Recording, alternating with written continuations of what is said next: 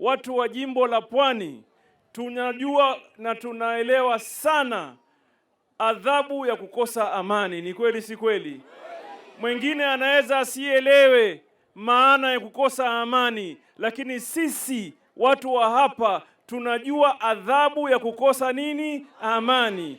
Mji huu ama jimbo hili tumeona sera ya zamani ya kugawanywa kikabila, Your Excellency. Zamani hapa kulikuwa kuna kikundi kinaitwa Mnungunipa, mnakikumbuka hicho? Kikaja chengine kinaitwa Kaya Bombo, mnakikumbuka hicho? Mnakumbuka? Watu wengi walipoteza maisha yao. Na Your Excellency, I want to assure you, as the people of this region, sisi hatuna ukabila, sisi tuna udugu, twapendana, twabebana, twasaidiana, twaangaliana kama watu wamoja. Ni kweli si kweli? Ni kweli si kweli? Kuna kabila ambayo haiko hapa Pwani kweli? Si wako. Na hatuwezi kamwe kukubali kwanza kupiganishwa vita ambayo sio vyetu. Vita ambayo sio vyetu hatupigani. Ama namna gani? Wewe utapigana vita ambayo sio vyako? Nataka niwaulize, mnataka niseme ukweli nisiseme? Niseme?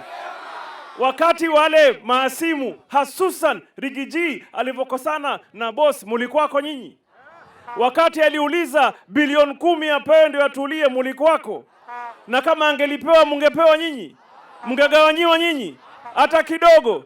Lengine nataka niulize, hao wote walioko huko ama waliokuwa huko kuanzia Rigiji, Kalonzo walikuwa manaibu rais for the 2 years that deputy president alikuwa Rigiji, mulipata nini nyinyi?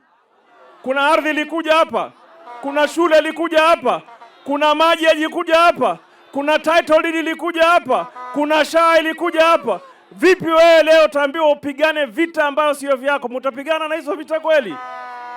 Mtapigana na hizo vita? Nyinyi ni watu wa William Ruto? Ni watu wa William Ruto? Nionyesheni namna hii kama ni watu wa William Ruto.